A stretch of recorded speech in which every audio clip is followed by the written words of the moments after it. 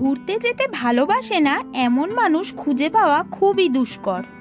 শ্রাবণ মাসের উশ্রিত দুরন্ত ঝর্ণা দেখতে যাওয়ার কথা ছিল রবীন্দ্রনাথ ঠাকুরের লেখা সহজ পাঠ বইতে। তাহলে ছোট্টবেলার সেই সহজ পাঠে পড়া উশ্রী নদী ঘুরে দেখে নিতে পারো এই বর্ষাতেই। আজকের ভিডিওয়ে তুলে ধরবো উশ্রী নদী ছাড়াও আরও অনেকগুলো ট্যুরিস্ট স্পট, যেই জায়গাগুলোতে কলকাতা থেকে খুব সহজেই পৌঁছানো যায়, চাইলে একদিনেও ঘুরে আসা সম্ভব। আজকে আমি তোমাদের সঙ্গে শেয়ার করব কলকাতা থেকে ঢিলছড়া দূরত্বে অবস্থিত খুব সুন্দর একটা জায়গা। তার জন্য সবার প্রথমে চলে আসতে হবে হাওড়া স্টেশনে। হাওড়া স্টেশন থেকে ভোর 6:05 12:19 রাঁচি শতাব্দী এক্সপ্রেস ধরে খুব সহজেই সকাল 9:23 মধ্যেই পৌঁছে যাওয়া যায় ধানবাদ স্টেশন। যারা যারা একদিনেই ট্যুরটা কমপ্লিট করে ব্যাক করতে চাও তাদের জন্য এই ট্রেনটি বেস্ট। এছাড়াও অনেক ট্রেন রয়েছে হাওড়া থেকে ধানবাদ পর্যন্ত যাওয়ার। আমরা সকাল 9:30টার মধ্যেই পৌঁছে গেলাম ধানবাদ স্টেশনে। এই যে তোমরা সিঁড়ি দেখতে পাচ্ছ, এখান থেকেই উপরে উঠে আমরা বাইরের দিকে অর্থাৎ 1 নম্বর প্ল্যাটফর্ম থেকে বাইরের দিকে বেরিয়ে আসব। আমরা আজকে একদিন এই ট্যুরটা কমপ্লিট করে আবার কলকাতায় ব্যাক করব, সেই কারণে আমরা কোনো হোটেল নেব না। ধানবাদ স্টেশনের 1 নম্বর প্ল্যাটফর্মের বাইরের দিকে বেরোলে তোমরা প্রচুর গাড়ি দেখতে পাবে। কোন গাড়ি বুকিং করে সাইট সিইং ঘুরলে সুবিধা হবে চলো তোমাদের জানিয়ে দিই। যারা এখানে স্টে করতে চাও তারা স্টেশন থেকে বেরিয়ে বাম দিকে রাস্তা ধরে 3-4 মিনিট হাঁটলেই প্রচুর বাজেট ফ্রেন্ডলি হোটেল তোমরা পেয়ে যাবে। তবে গাড়ি বুকিং ও হোটেল বুকিং এর ক্ষেত্রে খুবই সাবধান। এখানে অনেক দালাল রয়েছে, তাদের খপ্পরে একদম পড়বে না। নিজেরা দেখে শুনে তারপরেই ঠিক করবে কোন হোটেলে থাকবে, কোন গাড়ি করে ঘুরবে। স্টেশন ধারের একটা হোটেল থেকে ঝটপট ব্রেকফাস্ট সেরে নিয়ে অনেকগুলো গাড়ি আমরা দাম দর করতে থাকলাম। তারপর একটা গাড়ি ঠিক করলাম, এই গাড়িটা করে আজকে আমরা সারাদিন ঘুরবো। পশ্চিমবঙ্গ এবং ঝাড়খণ্ডের সীমান্তে ধানবাদ অবস্থিত। এই ধানবাদ হলো কয়লার রাজধানী। উঁচু উঁচু পাহাড়ের মতন দূরে যেগুলো দেখা যাচ্ছে সেগুলো আসলে পাহাড় নয়, এগুলো হলো এক একটা কয়লা খনি। রাস্তা দিয়ে যাওয়ার সময় এই রকম অনেক কয়লা খনি দেখা যাবে। গাড়িতে করে সাইট সিনের ভাড়া কত পড়লো সেই সবই ভিডিও ডেসক্রিপশনে দিয়ে দিয়েছি। ড্রাইভার দাদা বললেন যে ওনাকে 1000 টাকা দিতে হবে এবং এসি গাড়ি করে ঘুরলে 8 কিলোমিটারে 1 লিটার পেট্রোলের দাম ধরা হবে এবং নন এসি গাড়িতে করে ঘুরলে 10 কিলোমিটারে 1 লিটার পেট্রোলের দাম ধরা হবে। আজকের আমাদের প্রথম গন্তব্য হলো ভাতিন্ডা ওয়াটারফলস। এখানে গাড়ি পার্কিং এবং এন্ট্রির জন্য 50 টাকা নেওয়া হলো। ভাতিন্ডা ওয়াটারফলসের সামনেই রয়েছে দুটি খুব সুন্দর মন্দির।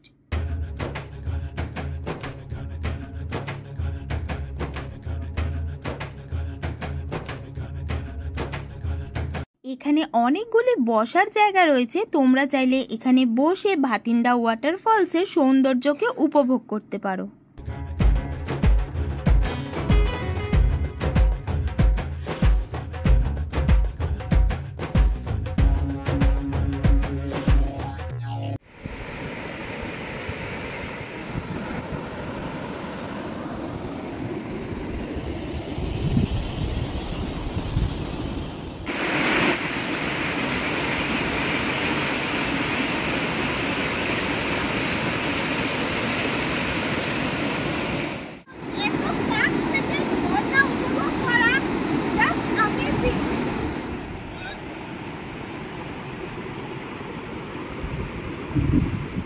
ওয়াটারফলস দেখার সব থেকে উত্তম সময় হলো বর্ষাকাল, কেননা বর্ষাকালে এলেই তোমরা চারদিকে জলপ্রবাহটা ভালোভাবে দেখতে পাবে।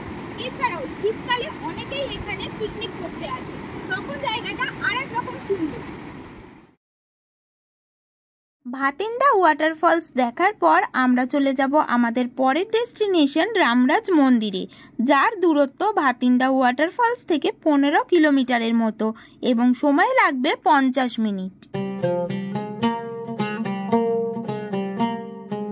এখানে গাড়ি পার্কিং এর জন্য 20 টাকা করে দিতে হবে।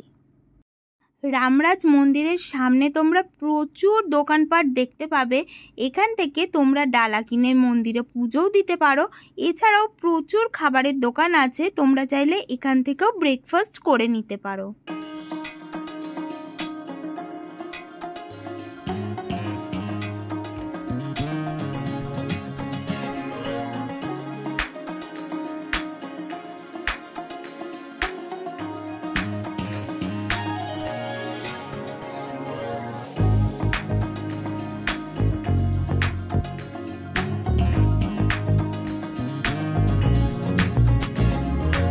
আমাদের উত্তর কলকাতায় অবস্থিত লাহিড়ী বাবার আশ্রমে প্রবেশ করার আগে যেমন জলে পা ভিজিয়ে প্রবেশ করতে হয়, সেই রকমই এই রামরাজ মন্দিরে প্রবেশ করার আগে জলে পা ভিজিয়ে তারপরেই মন্দিরে প্রবেশ করতে হয়। মন্দির চত্বরটি বেশ বড়। শোনা যায় মন্দিরটি নাকি 100 বছরের পুরনো। মন্দিরে প্রবেশ করার পর ডান হাতেই রয়েছে মহাপ্রসাদ কাউন্টার। তোমরা এখান থেকে প্রসাদ কিনে মন্দিরে পুজো দিতে পারো। মন্দির চত্বরের ভিতর প্রচুর ক্যামেরাম্যান রয়েছে, তোমরা চাইলে এনাদের থেকেও ফটো তুলতে পারো। এখন আমরা চলে এসেছি শ্রী শ্রী রামরাজ চিতাই ধামে। এটি হলো ঝাড়খণ্ড রাজ্যের সবচেয়ে বড় রাম মন্দির। এই রামরাজ মন্দির হলো একটি হিন্দু মন্দির। এখানে বিষ্ণু, শিব, ব্রহ্মা, লক্ষ্মী, রাম, কৃষ্ণ, দুর্গা এবং হনুমানজি পূজিত হন। মন্দিরটি বন্ধ থাকে দুপুর 12:45 থেকে 3টে পর্যন্ত। আমরা যেই সময় এসেছিলাম সেই সময় মন্দিরের দেবতাদের দর্শন করতে পারিনি, কারণ দরজা বন্ধ হয়ে গেছিল।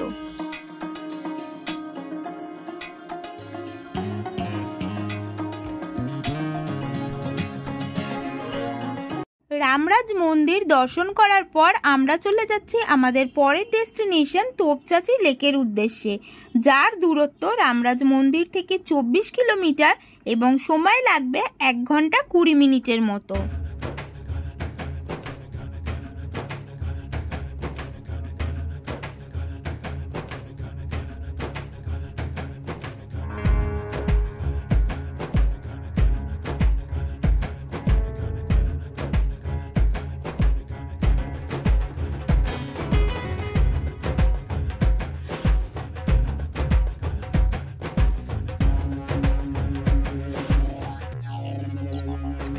তোপচাঁচি লেকে প্রবেশ করার আগেই রয়েছে একটা এন্ট্রি পোস্ট।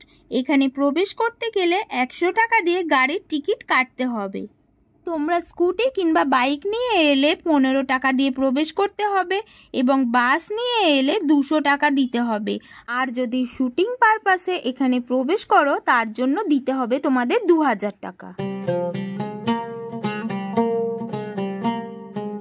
তোপচাঁচি লেকে যাওয়ার আগে আমরা আগে ঘুরে দেখে নেব মহানায়ক উত্তম কুমারের ভিটে বাড়ি। একসময় উত্তম কুমার এখানে থাকার জন্য বাড়িটিকে কিনেছিলেন, এখন সেটি হাত বদল হয়ে অন্যজনের প্রপার্টি।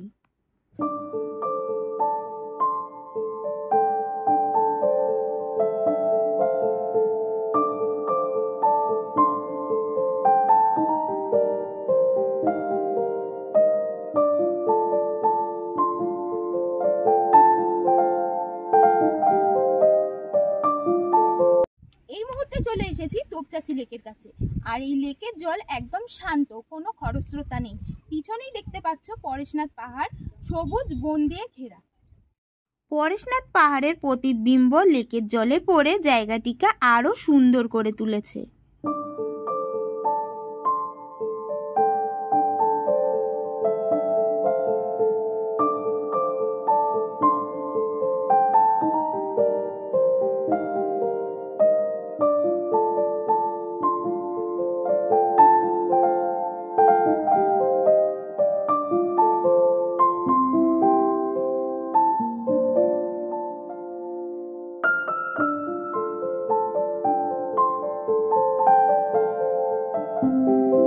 ধানবাদে ঘুরতে এলে এই তোপচাঁচি লেক দেখতে একেবারে মিস করো না।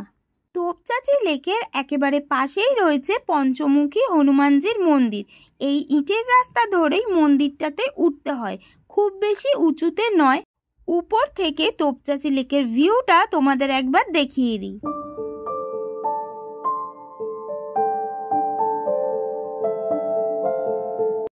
তোপচাঁচি লেক দেখে ফেরার পথে রাস্তার ধারে একটা ধাবাতে দাঁড়িয়েছিলাম দুপুরের লাঞ্চ করার জন্য।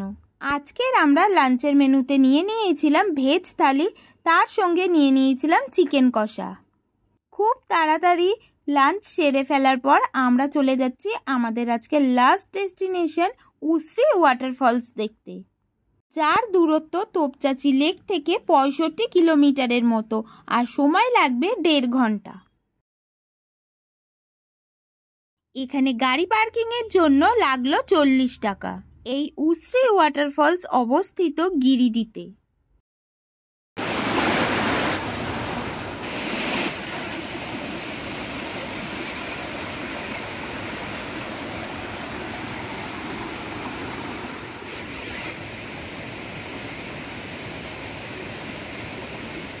হাতে যদি সময় থাকে তাহলে ঘুরে দেখে নিতে পারো খণ্ডৌলি জলাধার। আজকের আমাদের লাস্ট ডেস্টিনেশন ছিল উশ্রী জলপ্রপাত। এই উশ্রী জলপ্রপাত দেখার পরে আমরা ফিরে যাব আমাদের নিজস্ব গন্তব্যে।